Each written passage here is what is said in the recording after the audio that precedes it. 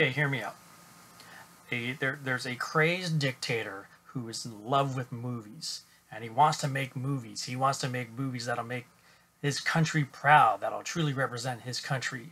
But he thinks that the people in his country suck at making movies, so he wants his people to go out there and get him the best filmmakers they can. So he kidnaps a director, kidnaps an actress, and has them make movies for his country. Sounds insane. Sounds like the Interview, right? Maybe even hell, it could be a prequel to the Interview. Wait.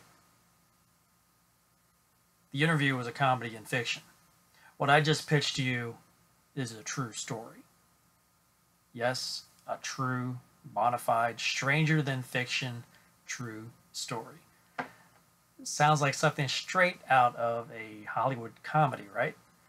Well, the story of the documentary The Lovers and the Despot, which was directed by Ross Adam and Robert Cannon, follow the lives of South Korean filmmaker Shin Sang-wook and South Korean actress Choi Eun-hee. In the 1950s, these two together have put together some of South Korea's best films.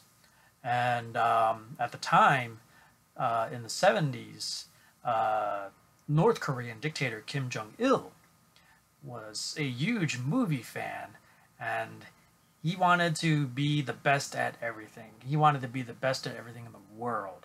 And that was not limited to just military or anything like that. He wanted to also make entertainment. He wanted to make sure North Korea was a mecca for filmmaking. So, his grand scheme is to get his people, to get him South Korea's best and most well-known actress, Choi Eun-hee, and she is actually kidnapped in Hong Kong and brought to North Korea to meet with Kim Jong-il. And then not long after, Shin Sang-wook, the director, heads into North Korea to find her, and he ends up getting kidnapped. So, over the period of 5 years, these two were held captive by the North Korean dictator Kim Jong-il and were basically produced 17 feature films while also gaining the trust, friendship, and closeness of the dictator himself. Again, just hearing me describe it, it sounds like a crazy Hollywood movie, right? But no, this is a fact, and it sounds like something you wouldn't pass over Kim Jong-il. Now, the documentary is great because not only does it explore the lives of these two people and the lives that they shared while under Kim Jong-il. It also enlightens us as to how their lives became important on the international stage, because it was through them that the world was able to hear Kim Jong-il for the first time. Because at this time, we've seen Kim Jong-il, but no one's ever heard him, at least that's according to the documentary. And there are recordings of Kim Jong-il that you hear in the documentary, and it's just crazy to listen to. That it's just, this is real, and just hearing the conversations of what they're talking about, it's like you're like thinking, it's like as a world leader, you got more important things to do, and this guy's all worried about movies. So it's it's a strange disconnect.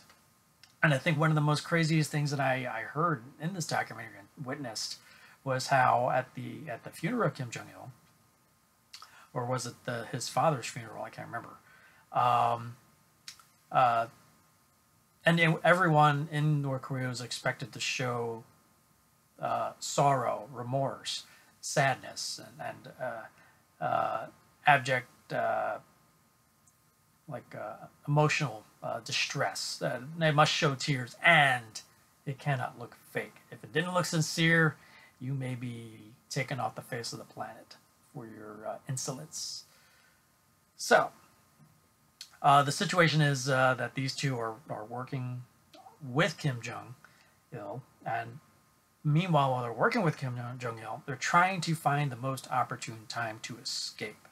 So as I said, they were stuck under his regime for 5 years. So it's a really engaging documentary about, obviously, about something I never heard about, and like I said, it's something straight out of a Hollywood movie, and it's crazy to think about that. It's just so insane it can't be true, but it is.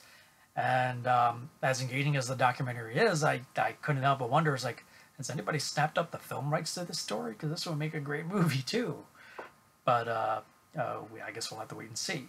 But for the film itself, The Lovers and The Despot, I would give 4 stars out of 5. It's a really engaging look into filmmaking, the pressures that you would never think about, the pressures that are put upon filmmakers, even when it's a life and death situation, and just a look into history itself. So, The Lovers and the Despot, 4 stars out of 5. If you like this review, please hit that like button below. Have you heard about The Lovers and the Despot? Have you heard about this story? What do you know about it? Please comment below. I'd be very curious to find out. And if you haven't already subscribed to my channel, please do, so you can stay on top of my reviews, trailer reactions, new reviews, retro reviews, and any other fun things I happen to put up on my channel. So, until next time, my friends, see you at the movies.